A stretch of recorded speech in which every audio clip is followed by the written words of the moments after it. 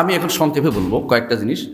আকীদার ক্ষেত্রে আমাদের আকীদার ক্ষেত্রে মানহাজ নেয়ার ক্ষেত্রে গ্রহণ করার ক্ষেত্রে কিছু জিনিস আমরা আকীদার ক্ষেত্রে যেই পদ্ধতিতে যাব সেটা হচ্ছে প্রথমে আমরা কোরআন এবং সুন্নাহ থেকে নিব, কোরআন এবং সুন্নাতে আকীদা বিশ্বাস নেব, তারপরে ইজমা থেকে নেব। ইবনে তাইমিয়া রহমতুল্লাহ যেটা বলছেন, ইজমা কি? ইজমা আমাদের না, কার? সাহাবায়ে কেরামের। সাহাবায়ে কেরাম যেহেতু একমত হয়েছে, কিছু বলেছে তারা সবাই একটা কথা, আমরা এটা দলিল দিই, সাহাবায়ে কেরামের কথা দিয়ে আমরা দলিল দিই। বুঝছেন তো? এই জন্য দেখবো সাহাবায়ে কেরামের কথা যখন সবাই একমত হয়ে যায় এটা দলিল হয়ে যায়। সাহাবায়ে কেরামের ইজমা এটা দলিল, কিন্তু এর নিচে আর যাব না আকীদার ক্ষেত্রে। কিন্তু দেখবেন অন্য জায়গাতে ওই শরীয়তের মাসালার ক্ষেত্রে নিচেও যায়, সেগুলো আমরা আলোচনা করবো। মাসালার ক্ষেত্রে আকীদার ক্ষেত্রে তিনটার পরে আরেকটা বাড়তি আছে, এটা ফিতরাতুস সওয়িয়া, আপনার স্বাভাবিক বিবেক যেটা নষ্ট হয় নাই। স্বাভাবিক বিবেক নষ্ট হয়েছে বুঝেন কিনা? আপনার কাছে সিগারেট খাওয়া খুব বিব্রতকর, তাই না? কিন্তু যে ব্যক্তি অনবরত সিগারেট খাচ্ছে তার কাছে কিছু মনে হচ্ছে না। এটা আপনি বাবার সামনে সিগারেট খান না কেন, আপনার একটা বিবেকের একটা তাড়না আছে, বুঝলেন? আপনার স্বাভাবিক বিবেক আছে। যে ব্যক্তি বিবেক নষ্ট হয়ে গেছে তার কাছে কোনো কিছুই সমস্যা মনে হচ্ছে না। তো স্বাভাবিক বিবেকে কিন্তু আল্লাহ তাআলাকে স্বীকৃতি দেয় মানুষ। আকীদার ক্ষেত্রে স্বাভাবিক জিনিসটা বিবেকটা ফিতরাতুস সওয়িয়া বলে ইবনে কাইয়িম রাহমাতুল্লাহ বলতেছেন, ইবনে তাইমিয়া বলতেছেন, সবাই বলতেছেন ইমামরা, যে এটা একটা বিরাট জিনিস। আল্লাহ তাআলা বলছে ফিতরাতুল্লাহি লাতী ফাতারান নাস আলাইহা। আকীদা সেখান থেকে ফিতরাতুস সাব্যস্ত করে কি? আকীদা সেখানে সহযোগিতা করে। মূল সাব্যস্ত কোনটা করে? কোরআন এবং সুন্নাহ। আর বাকিটা কি করে? সহযোগিতা করে, বাকিটা সহযোগী। এগুলি কোনো আসল আকীদা সাব্যস্ত কখনো করে না। আরেকটা হচ্ছে আকলে সলিম, বিশুদ্ধ বিবেক। বিশুদ্ধ বিবেকও আপনাকে, বিশুদ্ধ বিবেক কেমনে বুঝবেন? বিবেক যদি নষ্ট হয়ে যায়, 2 আর 2 কত হয়? 5 হয়ে যায়, 5 হয়ে যায়। কিন্তু বিবেক যদি ঠিক থাকে 2 2 4 হয়, 2 2 4 হয়। তো বিবেক শুদ্ধটা যদি থাকে তাহলে কখনো দেখবে না কোরআন এবং সুন্নাহর সাথে কোনো বিরোধ দেখবে না, সে শুদ্ধটাই দেখবে। এই জন্য আকীদা সাব্যস্তের ক্ষেত্রে তাদের উৎসের ক্ষেত্রে তারা কিন্তু একমত। এটা উৎসগুলি আমরা উল্লেখ করলাম, সব জায়গায় উৎস এটা চলবে না। এখানে যেগুলো বলছি এগুলো সব আকীদার উৎস। আচ্ছা, সামনে আমি অন্যগুলো উল্লেখ করবো, তাড়াতাড়ি করে চলে যাবো ইনশাআল্লাহ। আকীদার ক্ষেত্রে দলিল নেওয়ার ক্ষেত্রে প্রথম কাজ 3টা জিনিস অবশ্যই বাধ্যতামূলক। একটা হচ্ছে এই মানহাজের নিয়ম, মানহাজ আহলে সালাফ সালেহীন মানহাজ হচ্ছে কোরআন এবং সুন্নাহর, কোরআন এবং সুন্নাহকে বলে ওয়াহিয়াইন। কোরআন এবং সুন্নাহর নস আছে, যে ভাষ্য আছে, এগুলোকে 3টা কাজ ঈমান আনতে হবে যেগুলো আল্লাহর পক্ষ থেকে আসছে। দ্বিতীয়, এগুলোকে মেনে নিতে হবে যা বলছে তা। 3 নম্বর, এগুলোকে সম্মান করতে হবে। কয়টা হলো? 3টা জিনিস। এই 3টা জিনিস প্রথম কাজ সলবে সালেহীন এটা করতেন। এই পদ্ধতির বাইরে যাওয়া যাবে না, এই পদ্ধতির বাইরে যাওয়া যাবে না। যে ব্যক্তি বলে ইয়াদ যদি বলি আল্লাহর জন্য হাত সাব্যস্ত করি তাহলে তো জারহা হয়ে গেল। জারহা মানে কি জানেন? মানে অঙ্গ হয়ে গেল। সে কি ঈমান আনছে? তাসলিম করছে? সম্মান করছে? করতে পারে নাই। সে যতই কথা বলুক, সে যখনই বলবে যদি এটা বলি যদি তাহলে তো এটা হয়ে গেল, বুঝবেন যে তার এখনো ঈমান আসে নাই, ঈমান আসে নাই, তাসলিম করে নাই। সে এখনো আল্লাহ তাআলাকে যত সম্মান দিয়ে, আল্লাহ তাআলার নসুসকে সম্মান দিতে জানে নাই, রসুলের কথাকে সম্মান দিতে জানে নাই। রসুল বলছে আল্লাহ তাআলা নিকটতম আসমানে নেমে আসেন, তাই না? এখন আপনি বলেন তাহলে তো আরশ খালি হয়ে যায়। সমস্যাটা কোথায় গেছে? কারণ সে তো ঈমানটা ঠিক হয়নি, তার এখন সৃষ্টির উপরে ক্যাশ করছে সে। তাহলে বোঝা গেল তার ঈমানটা ঠিক মতো হচ্ছে না, সলফেসারি মানহাজি বাইরে চলে গেছে সে। তাহলে আপনি বুঝতে পারছেন যে প্রথম কাজ হবে কোরআন এবং সুন্নাহর যত ভাষ্য আছে এগুলোকে কি করতে হবে? এগুলো কি করতে হবে? ঈমান আনতে হবে, মেনে নিতে হবে এবং সম্মান করতে হবে। 3 কাজটা অবশ্যই মানহাজ সালাফির আকীদার লোকের দরকার। সালাফি মানহাজ সালাফির বাইরে থাকতে পারবে না। দ্বিতীয় নীতি, আমি একটা নীতি বর্ণনা করবো, বেশি সময় নিব না ইনশাআল্লাহ। দ্বিতীয় নীতি হচ্ছে একই বিষয়ে আসা আয়াত এবং হাদিসকে একসাথে করতে হবে। আপনি একই বিষয়ের আসা একটা অংশ নিয়ে দৌড় দিবেন না, একটা অংশ নিয়ে দৌড় দিবেন না। আমরা এটা উদাহরণ দিয়েছিলাম একটু আগে, উদাহরণ দিয়েছিলাম মনে আছে? যারা বলে আল্লাহ তো বান্দার সাথে আছে, বলে না? সাথের উদাহরণ দিয়েছিলাম, তারা কি করে অর্ধেক নিছে, বাকিটা নেয় নাই। কারণ আল্লাহ যেখানে যেখানে বলেছে সাথে আছি, এখানে বলেছে শেষে, কারণ আমি শুনি দেখি, ইন্নানি মাআকুমা আসমাউ আরা। যেখানে যেখানে বলেছে যে আমি তোমাদের সাথে আছি, সেখানে বলেছে যে ওহুয়া মাকুম আইনামা কুনতুম আল্লাহু বিমা তা'মালুনা বাসীর বলে দিছে। তো অর্ধেক নেওয়া যাবে না, অর্ধেক নেওয়া যাবে না, পূর্ণ একই বিষয়ে পূর্ণ জিনিস আনতে হবে। যে কোনো শাইখুল ইসলাম ইবনে তাইমিয়া সবসময় বলতেন একটা কথা রহমতুল্লাহ আলাইহি, তিনি বলতেন যে দুনিয়া আকীদা নষ্ট করেছে অর্ধেক আলেম, আকীদা নষ্ট করেছে অর্ধেক আলেম বুঝেন, একটা পাইছি আর কোনো পড়বো না। যারা বলে কাদ জাআকুম মিনাল্লাহি নূরুন ওয়া কিতাবুম মুবিন, নূর আসছে, আল্লাহর রাসূল নূরের তৈরি পেয়ে গেছে। দলিল তারা পুরো কোরআন শরীফে সব আয়াত দলিল তাদের। যদি জিজ্ঞাসা করেন, আমি একদিন জিজ্ঞাসা করলাম আপনার মিলাদের দলিল কি, সমস্ত আয়াত কোরআন সব আয়াত দলিল, কারণ তার তো কোনো দলিল অভাব নাই, বুঝে নাই এটা দলিল কি জিনিস। কিন্তু তাকে যদি জিজ্ঞাসা করেন স্পেসিফিকলি বলেন তো খবর আটকে যাবে, তার কোনো দলিল নেই।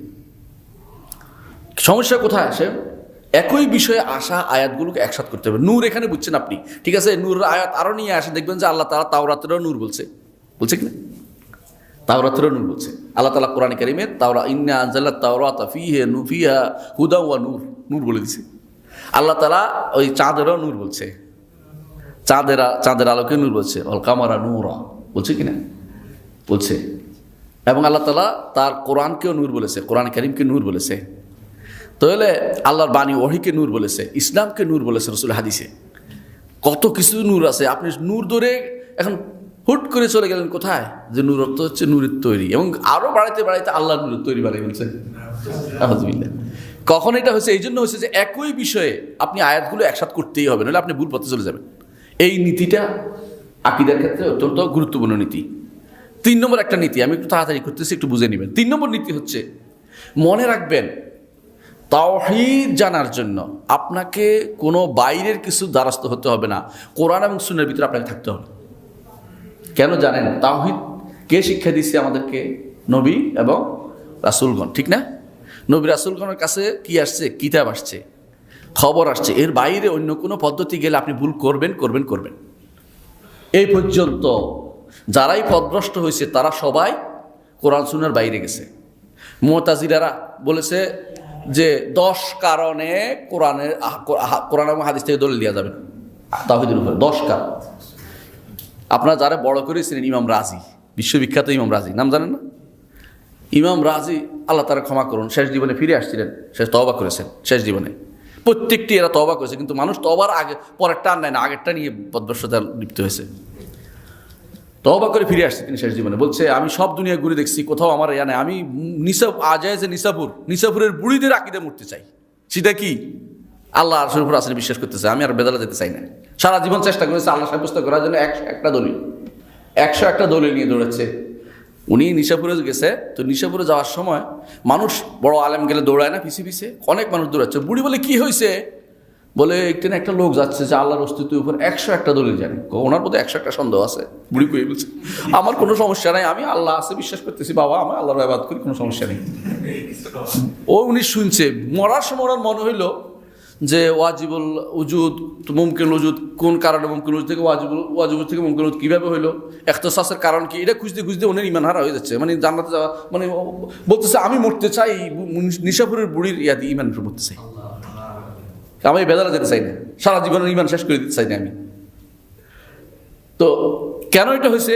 কারণ তিনি তাওহীদ খুঁজছে কোথায়? কোরআন এবং সুন্নাহর বাইরে গিয়ে। কোরআন সুন্নাহর বাইরে গিয়ে যাওয়ার কারণে আপনি দেখবেন আপনাদের কাছে আকায়েদে নাসাফিয়া আছে কারো কাছে? আকায়েদে নাসাফিয়া পড়ছেন কেউ? পড়ছেন না? মাশাআল্লাহ।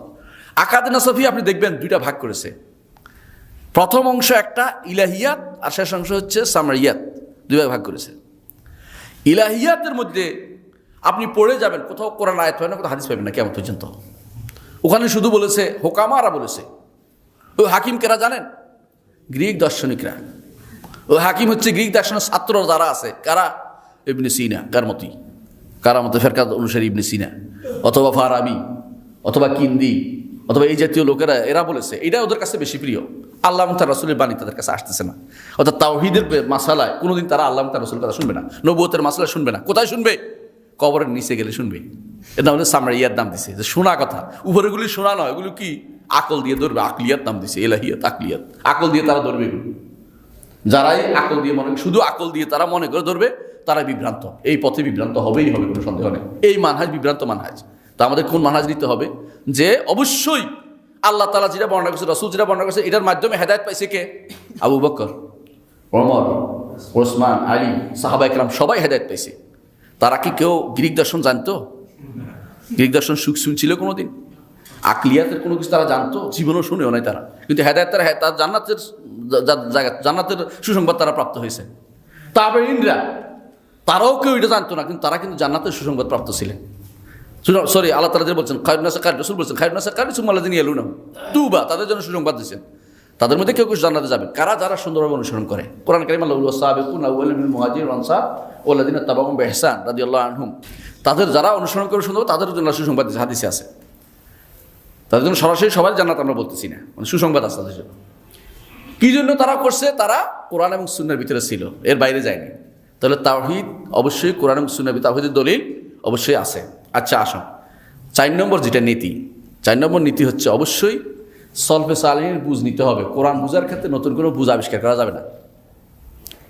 অবিল আখিরাতি হুম ইউকিনুন অর্থ কি? অবিল আখিরাতি হুম ইউকিনুন অর্থ কি? শেষ দিবসের উপর তারা দৃঢ় বিশ্বাসী। এটা তো আমাদের বিশ্বাস, এটা করি না আমরা, এই সুন্দর না? এটা সলফে সালেহিন বুঝ, কিন্তু এটা যত তাফসীর দেখবেন এটাই পাবেন। কিন্তু আপনি খোঁজেন, কাদিয়ানী একটা তাফসীর করছে, সে লেখছে অবিল আখিরাতি হুম ইউকিনুন অর্থ হলো সর্বশেষ রেসালতে, অর্থাৎ কাদিয়ানীর রেসালতে বিশ্বাস করে। সে তো কোরআন দিয়ে দলিল দিচ্ছে, কোরআন দিয়ে দলিল দিচ্ছে না। যারা হাদিস মানে না তারা সব কোরআন দিয়ে দলিল দেয়, আপনি জানেন? হাদিস মানে না, কোরআন দিয়ে দলিল দিচ্ছে ওরা, কিন্তু একটা আপনি দেখাতে পারবেন না। কোরআন দিয়ে দলিল দিচ্ছি আমরা। কোরআন বলছে নাজ্জালনা আলাইকাল কিতাবা তিবয়ানাল লিকুল্লি শাই, সব কিছুর প্রমাণ এখানে আছে। তারা বলতেছে, কিন্তু না, আপনাকে কোথায় যেতে হবে? সলফের বুঝে যেতে হবে, নিজের মতো বুঝলেই ভুল হবে।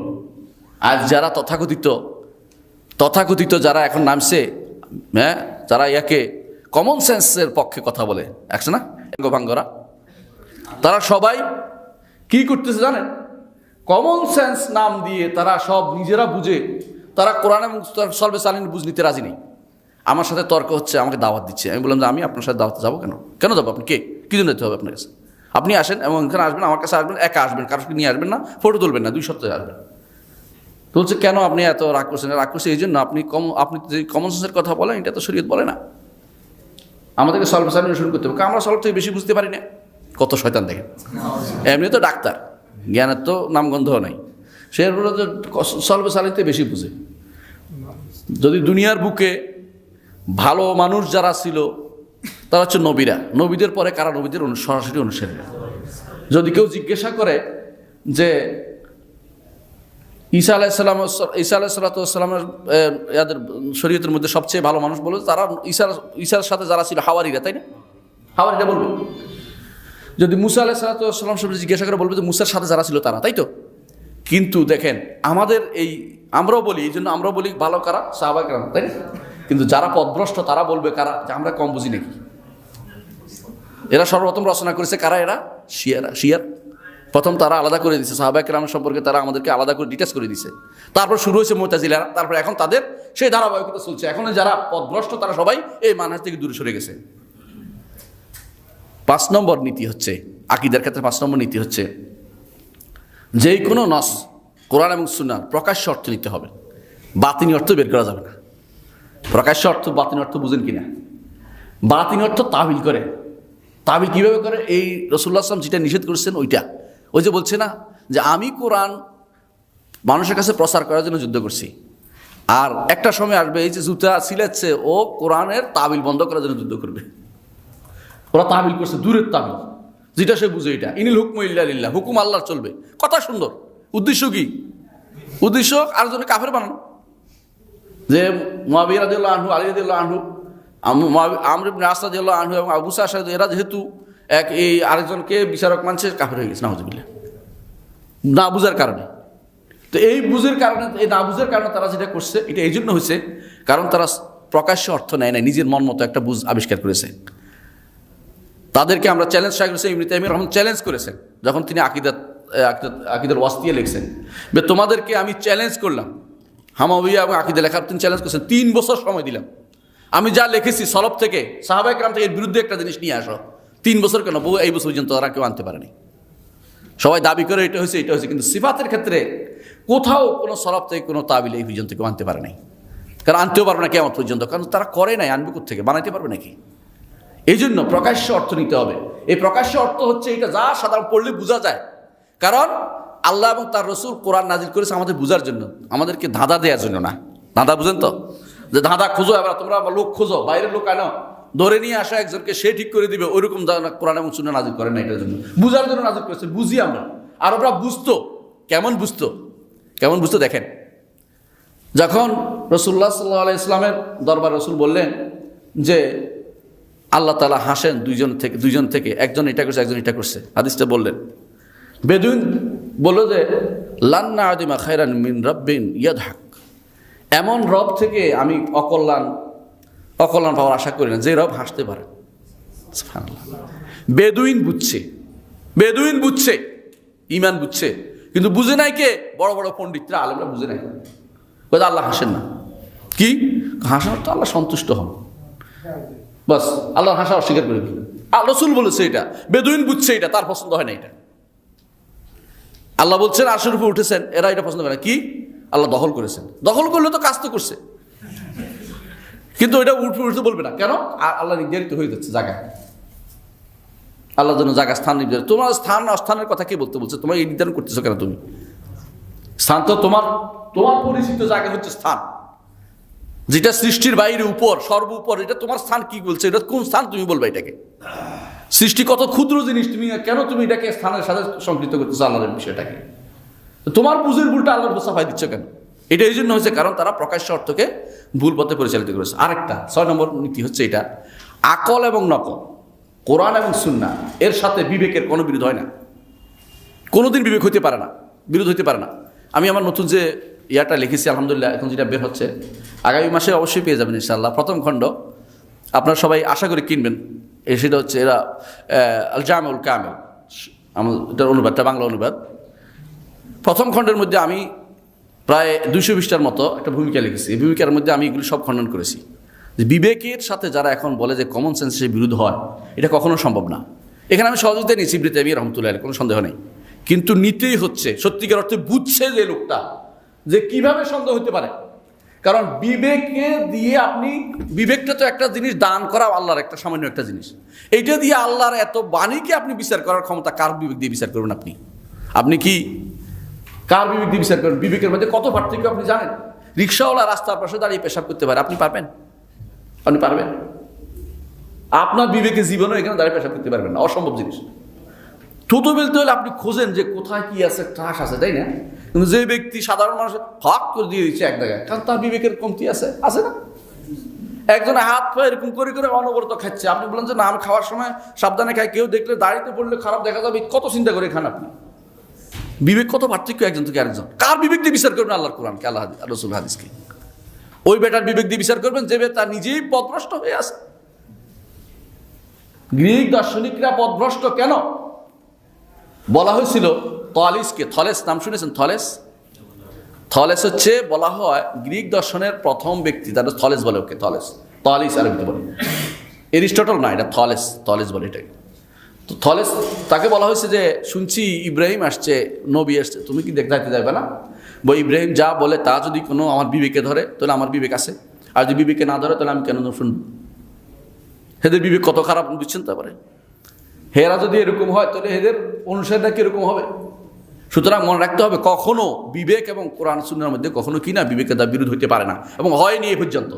ইমাম শাফি রহমতুল্লাহের জন্য তাকে বলা হয় নাসিরুস সুন্নাহ, সুন্নাহর সাহায্যকারী। তিনি বলেছেন আমি দেখি নাই কোথাও, তিনি বলছেন এটা, যে আমি দেখি নাই কোনো কোরআন এবং হাদিসের সাথে, কোনো সহিহ হাদিসের সাথে কোথাও কোনোদিন বিবেকের বিরোধ হয়েছে আমি দেখি নাই। কেউ দেখাইতে পারলে আমি উত্তর দিয়ে দিব। ইমামরা কি করেছেন? এটা কাজটাই করেছেন, লিখেছেন মুখতালাফুল হাদিস, ইবনে কুতাইবা রাহমাতুল্লাহ আলাইহি। ইমাম তাহাবি লিখেছেন তাউইল মুশকিল হাদিস লিখেছেন। কেন লিখেছেন এগুলো? কেন লিখেছেন? শরহ মুশকিল আসার লিখেছেন। কেন লিখেছেন শরহ মুশকিল আসার? কারণ বুঝেই দিয়েছেন যে এগুলো মিল আছে, তোমার কাছে ভুল মনে হইতে পারে হঠাৎ করে। বিবেকের কমতি থাকার কারণে তোমার কাছে মনে হচ্ছে একটা কন্ট্রাডিক্টরি নাই, আসলে তোমার বুঝের ভুল আছে। তাহলে যে জানে না, সে যে জানে তার কাছে যাবে, এটা না করে তুমি বিরোধিতা করতেছো কেন? আজও দেখবেন অনেক মানুষ বিরোধিতা শুরু করে দেয় এটার কারণে। তার সমস্যা কোথায়? তার বুঝের ভুল। এই জন্য কবি বলতেছেন যে অনেক মানুষ আছে যে ভুল ধরে, অথচ ওয়াফাতুহু আলফাহমুসাকিমু, ভুল তার বুঝাটাই ভুল। ওই কোরআন এবং সুন্নাহর মধ্যে কোনো ভুল না, বা বিবেকের তার মধ্যে কোনো ভুল হইতে পারে না, কারণ দুইটাই আল্লাহর পক্ষ থেকে দেয়া। একটা বিরোধী হইতে পারে না, একটা সমর্থন করবে। বিবেক আল্লাহরা কি বলে জানেন? করে যে বিবেক দিয়ে তো চিনলাম আল্লাহরে, চিন্তা করে বিবেকের বিরুদ্ধে হয় কেমনে? এটার উদাহরণ দিচ্ছে ইবনে তাইমিয়া রাহমাতুল্লাহ, সুন্দর একটা উদাহরণ দিচ্ছে। এটা বলি আপনাদেরকে। আপনি এখানে যাবেন ডাক্তার দেখাবেন, তাই না? তো এক লোকের জিজ্ঞাসা করলেন, ভাই ডাক্তার এখানে ভালো ডাক্তারকে? ডাক্তার শুনছি ওই লোকটা ভালো, যান ওই ডাক্তারের কাছে যান, ওই ডাক্তার একটা ওষুধ দিল, লিখে দিল। আপনি ওই বেটার কাছে যাওয়ার সময় কি ওষুধ দিচ্ছে দেখি, দেখার বললেন যে এই ডাক্তার এই ওষুধ দিচ্ছে, এই ওষুধ আমি মানি না। এখন অবস্থা কি হয়েছে জানেন? এখন হয় আপনি ডাক্তারকে ভুল বলবেন, না এবারে শুদ্ধ বলবেন, ঠিক না? এখন যদি ডাক্তারকে শুদ্ধ বলেন, এবার আমি তো তোমার পথ দেখাইছি, তুই ডাক্তারকে শুদ্ধ বলিস কি করে? এটা কি মানবেন আপনি? বললেন যে পথ দেখানোর কারোর পরে তোমার আর কাম নাই, তুমি শেষ। তুমি তো আমার ডাক্তার প্রসিদ্ধ হলে পথটা দেখাইছো, এটা ঠিক আছে বুঝছি, কিন্তু এর বাকিটা তোমার দায়িত্ব না। ডাক্তার যে ডাক্তার লিখছে ওইটা সে বুঝে শুনে লিখছে, তুমি তুমি এখন বিরোধিতা করার অধিকার রাখো না, কারণ তোমার দায়িত্ব হচ্ছে দেখাইছো। বিবেকের দায়িত্ব হচ্ছে কোরআন সুন্নাহ বুঝার ক্ষেত্র পর্যন্ত আমার নিয়ে দিছে, এরপরে কোরআন সুন্নাহ যেটা বলছে এটা আমাকে নিতে হবে। কোরআন সুন্নাহর বিরুদ্ধের সাথে সম্পর্ক নাই, কারণ এটা দেখাই দিছে, দেখানো কাজ শেষ। বিবেক দেখাইতে পারে, বিবেক কিন্তু পরিপূর্ণভাবে কোনো কিছু নির্ধারণ করতে পারে না, কারণ বিবেকের ক্ষমতা আল্লাহ তাআলা দিলে মানুষ বিবেক দিয়ে সব কিছু করতো, আর কোরআন হাদিস নাজিল হতো না। অথচ আল্লাহ তাআলা বলছে ওমা কুন্না মুআদ্দিবিনা হাত্তা নাবআসা রাসূলা, রাসূল না প্রেরণ করে কাউকে আমি শাস্তি দেই না। তাহলে বুঝতে পারছেন যে কোরআন এবং সুন্নাহর সাথে কখনো বিবেকের বিরোধ হয় না। যে ব্যক্তি বলছে সে মিথ্যা কথা বলছে, সে নিজে বুঝে না এটা হতে পারে, সে নিজে বুঝে এটা হতে পারে। 7 নম্বর হচ্ছে যে কখনো কখনো যে কোনো মাসালাতে আপনি যখন দেখবেন যে শব্দ এবং অর্থ একদিকে যাচ্ছে আর অর্থ আরেক দিকে যাচ্ছে, আপনি শব্দ অর্থ যেটা একদিকে যাচ্ছে সেই অর্থটা নেবেন। অর্থাৎ কোনো একটা শব্দ অর্থ দুইটা মিল আছে, এটা নেবেন। শুধু একটা অর্থের মিল দেখে ওটা নেবেন না, যে কোনো জায়গাতে। আকীদার ক্ষেত্রেও তাই। আপনি যখন দেখবেন ইয়াদ অর্থ হাত, তাই না? ইয়াদ আরবি ভাষায় হাতে বোঝায়, আবার অর্থ অন্য অনুবাদ করলেও হাতে বোঝায়। আবার ইয়াদ অর্থ যদি কোনো করি কুদরত, তাহলে আমাকে যাইতে হচ্ছে একটা অর্থের দিকে, শুধু শব্দের অর্থের দিকে আর থাকতেছে না। আপনাকে এখন ওইটাই নিতে হবে, ইয়াদ অর্থ হাতটাই নিতে হবে। আপনি ওই দূরেরটা নেবেন না, দূরেরটা শুধু একটা অর্থ মাত্র। অনেকগুলো দূরের অর্থ থেকে একটা অর্থ যেটা সহজ আছে এটা নিতে হবে। আমি সংক্ষেপ করছি লম্বা করার জন্য। 8 নম্বর হচ্ছে যে নীতিটা অবলম্বন করতে হবে, যেই জায়গায় আল্লাহ এবং তার রাসূল চুপ ছিলেন সেখানে চুপ থাকতে হবে। আকীদার ক্ষেত্রে আপনাকে চুপ থাকতে হবে, যেখানে বলছেন চুপ সেখানে চুপ, কারণ এর বাকিটা আপনাকে বলা হয় নাই। আরশের উপর উঠেছেন আল্লাহ বলেছেন, কিন্তু আল্লাহ বলেন না আরশের উপর উঠার পরে আমি কি করেছি, এটা করছি, এরপরে আরশ এটা বলেন না কিছু। তাহলে আপনাকে এরপরে আরশে লেগে আছে কিনা, আরশে তার ভিতরে জায়গা হয় কিনা, ওজন হয় কিনা, এই জাতীয় বাড়তি কথা বলার কোনো সুযোগ না, এখানে চুপ থাকতে হবে আপনাকে। অনেক মানুষ ওইটা গিয়েই বদবসটা হয়। ওইটা কেন করে? ওইটা নিজের উপর কেয়াস করে নিজের উপরে, মানে সৃষ্টির উপর কেয়াস করে। আর 9 নম্বর নীতি হচ্ছে আল্লাহ ইসমাতা ইল্লা মা আসামাহুল্লাহ, আল্লাহ তাআলা যেটাকে মাসুম বলেছেন এর বাইরে আর কেউ মাসুম নেই, নিরাপদ নেই। কারা এটা? আল্লাহ তার রাসূল সাল্লাল্লাহু আলাইহি ওয়াসাল্লাম ছাড়া কেউ মাসুম নয়। আকীদার ক্ষেত্রে এটা অবশ্যই আমাদেরকে মনে রাখতে হবে যে কখনো কোনো আকীদার ক্ষেত্রে এটা মনে রাখতেই হবে যে মাসুম শুধুমাত্র আকীদার ক্ষেত্রে, অন্য ক্ষেত্রে আসবে এটা। মাসুম একমাত্র হচ্ছে রাসূলুল্লাহ সাল্লাল্লাহু আলাইহি ওয়াসাল্লাম। কুল্লুন ইউখাযু মিন কাওলি ইউরাদু ইল্লা সাহিব হাদাল কবর।